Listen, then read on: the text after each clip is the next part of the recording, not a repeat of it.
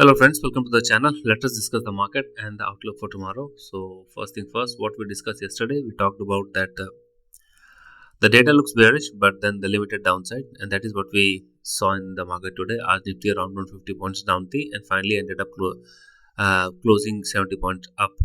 तो ये देखने को बहुत क्लियरली मिल रहा है कि भाई नीचे जा रहा है. नीचे इनिशियली डेटा जो था वो नीचे की तरफ था, बट आफ्टर दैट एक स्ट्रॉन्ग पुल बैक आया और निफ्टी में अराउंड ये अराउंड 70 पॉइंट्स अप जा करके 25,420 के पास बंद हुई है ऊपर.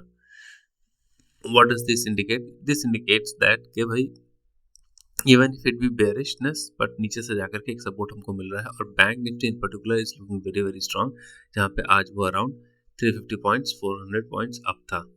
ठीक है. So out of these two index bank Nifty relatively looks more strong. तो नीचे जाने के बाद it is providing us good opportunity to create long. ठीक है. आज अगर even if you see today, sorry, what we did happen, we'll just try and look at the chart on a hourly basis. ये देखिए. So till the time I think this line doesn't get violated, we are safe. ठीक है. अब जो data यहाँ पे बन रहा है वो काफ़ी मिक्स बन रहा है. Probably people are waiting for budget to be over. Budget is on Sunday and market will remain open. So I think that is a very strong cue that everybody is watching here. You can expect a lot of volatility in the market because the data remains mixed, and once we come to data we will try and discuss that as well. But for now it seems that every initial dip is getting bought. So people are buying up, or the institutions are buying whatsoever dip the market is providing.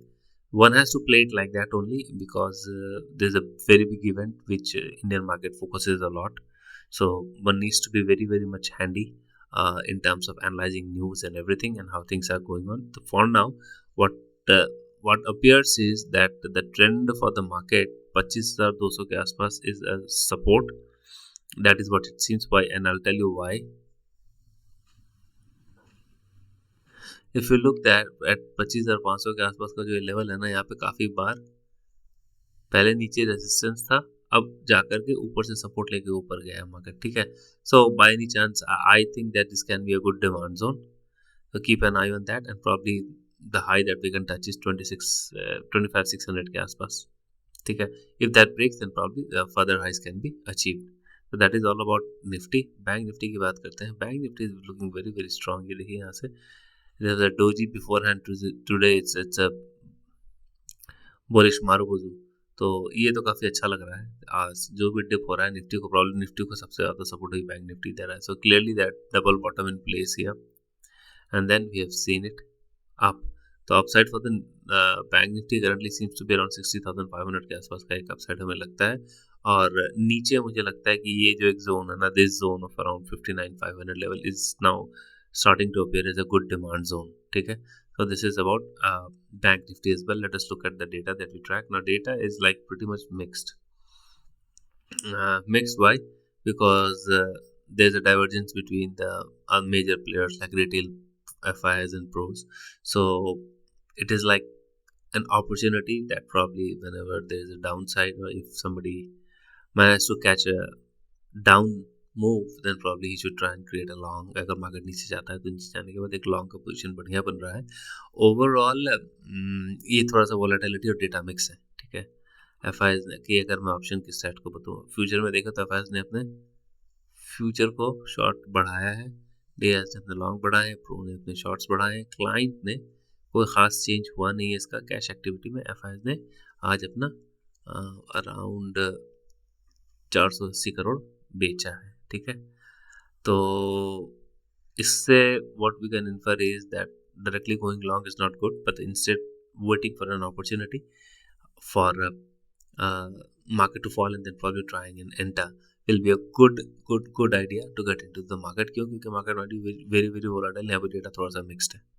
ठीक है. So that is what we see. But then another thing that we wanted to track is global scene. देखिए overnight करके यहाँ पे Iran का कुछ news आ जाता है, then it is pointless trying to talk about it. ये आप मान के चलिए कि जो उस पर फिर कुछ कहा नहीं जा सकता है. We are not sure about it. Something can happen, something can not happen. But अभी तक के लिए तो हमारा मार्केट जो है ना टोटली फोकस्ड है आपका बजट के ऊपर, क्योंकि डेटा इसी तरीके का बनना है, नोबडी हैज इनफ क्लैरिटी। ठीक है, हम ऊपर जा रहे हैं because people want to be opportunistic. इतना बढ़िया करेक्शन, एक 4-5 का परसेंट का करेक्शन इसको मिला था। ठीक है, तो उस लिहाज से अगर हम देखा जाए तो people are trying to be very very much opportunistic कि भाई चलो कहीं भी कुछ हो जाए। देखिए यहाँ पे हेजिंग का गेम हो रहा है। वाई इट इज हेजिंग, क्योंकि एफ आई और इंस्टीट्यूशन जो भी आपका ऑप्शंस में पोजीशन बना रहे हैं ना, they are trying to hedge it against their future positions. ठीक है, so that is how it seems like. आज के अगर हम डाउ जोन्स देखें तो 60 पॉइंट नीचे था, अभी तक तो थोड़ी देर पहले तक तो 100-150 पॉइंट नीचे था। हाँ, but I T companies are bleeding now of I mean US, why? Because we saw that there was a fall of around 400-500 points of IT company. ठीक है, Nifty US INR, I am not very much comfortable with this. तो अगर हम ऊपर भी जा रहे हैं तो थोड़ा डर डर के जा रहे हैं, क्यों? क्योंकि हमारे एफ वगैरह है, उनका लॉस काफ़ी ज़्यादा हो रहा है in terms of their actual return, और हम कॉन्स्टेंटली देख रहे हैं कि देयर इज़ अ विड्रॉल और ड्रॉ डाउन ऑफ एफ जो वो मार्केट को इन्फ्लुएंस कर सकता है। ठीक है, it's not very comfortable here. डाउ जोन अगर हम इसको देखें, हाँ दिस इज फाइन। देखिए, बस the only grace is that dollar index is falling a lot. Dollar index काफ़ी ज़्यादा गिर चुका है, जो मार्केट के लिए थोड़ा सा पॉजिटिव है। अगर हमारी करेंसी भी थोड़ा सा स्ट्रॉन्ग स्ट्रेंथन ले आए ना, देन विल बी, तब एक भरोसा मिल जाएगा कि मार्केट ऊपर जा सकती है। Why? Because currency is a very very strong and a very prominent play for market understanding, और मार्केट में जो भी है आपका जो ओवरऑल मार्केट का जो भी सेंटिमेंट और बिहेवियर है ना, in terms of their return, वो काफ़ी अच्छा कुछ डिसाइड करता है करेंसी। तेल ने, दिस इज ट्रबलसम। देखिए, one another reason why I am asking that, ठीक है मार्केट ने 2 दिन की काफ़ी गिरा, 2-4 दिन, फिर अभी 100-200 पॉइंट बढ़ चुका है। ठीक है, पर ये जो है ना, ये देखिए मतलब this is not very much healthy for India. ये फिर भी अपने रेंज के ऊपर है, पर कहीं 70 के ऊपर जाएगा ना तो हमारे लिए काफ़ी दिक्कत आ जाएगी।